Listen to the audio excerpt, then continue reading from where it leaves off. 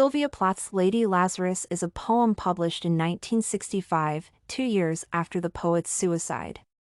It is considered to be one of the most illustrative examples of Plath's artistic style and explores the topic of death. The purpose of this short essay is to analyze how the author develops it.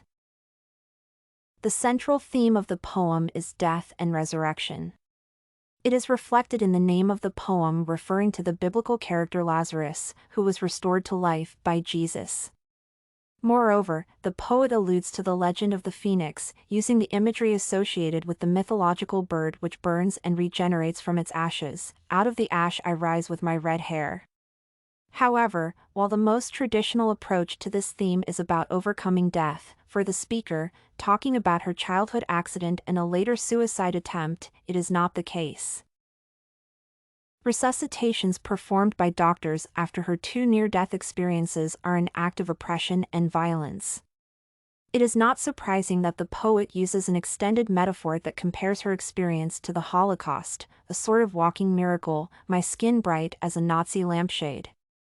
Moreover, Plath addresses her doctor as her doctor and her enemy. The use of the German language is significant, too.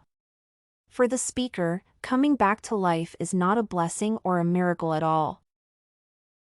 Death and dying, on the contrary, are something to be desired. Plath writes, soon the flesh the grave Kate ate will be at home on me, and the repetition of the word soon tells the reader that she is impatient to meet her death. Attempting to kill herself and her determination not come back at all supports this idea. Lady Lazarus is a poem about death and resurrection. For Sylvia Plath, as for many artists, these two concepts become objects of longing and rejection. However, contrary to the prevailing trend, it is the resurrection that the poet is against, while death is an object of desire. StudyCorgi.com has everything you need for successful studies. Writing tools, informative articles, and essay samples. Come check it out!